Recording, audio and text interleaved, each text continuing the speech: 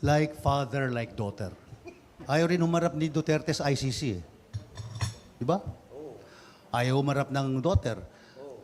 Tanong ko, is the refusal to face the court, ICC or the House Committee, is that a political or a legal or a moral decision? Kung political, may political advantage eh.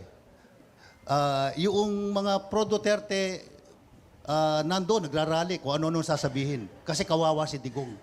Pag humarap yan, bubugbugin, etc. Yung gano'n rin sasabihin ng mga supporters ni Sara, huwag ka nang humarap, ma'am. Malakas ang political base mo. Political. Legal. They have the right not to appear. Pero moral.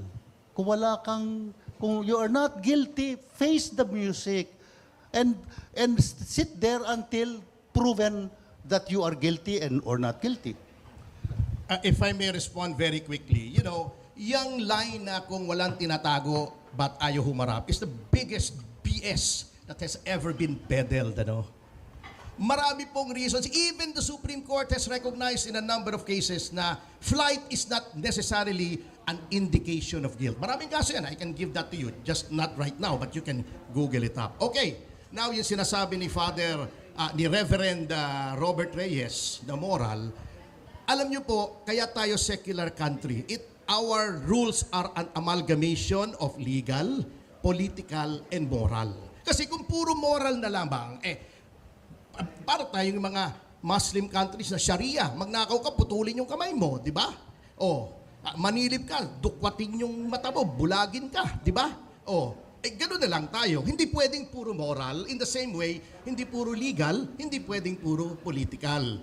Balanse po yan. So, legally, na-explain ko na po, hindi ko na uulitin, na they are well within their rights. Yung kay Duterte, hindi ko ma-discuss masyado dahil may pending case po sa Korte Suprema at magiging sub judice. And again, with all due respect to Attorney JV, the Supreme Court is entitled to full faith and credit. Kahit even if you disagree, wag tayo sanang magbibigay ng any insinuations or allusions na something is going on aside from the legitimate processes of adjudicating cases. Lalo na kung wala tayong pruweba. Sabi nga nila, the Supreme Court is not final because it is infallible. It is infallible because it is final. We may debate to death yung mga kaso roon, pero pag naglabas na po yan, wag na po nating salaulain yung motibo unless may pruweba po tayo. Okay, so yun po ang sinasabi ko. They are well within the rights. Yung sa ICC, there are jurisdictional, political, and other questions na nasa Supreme Court. Hindi pa naman po ako makapag-komento. But rest assured, hindi po dahil guilty kaya ayaw humarap. Not necessarily the case. And I'm sure a lot of people will agree with me on that. Salamat po.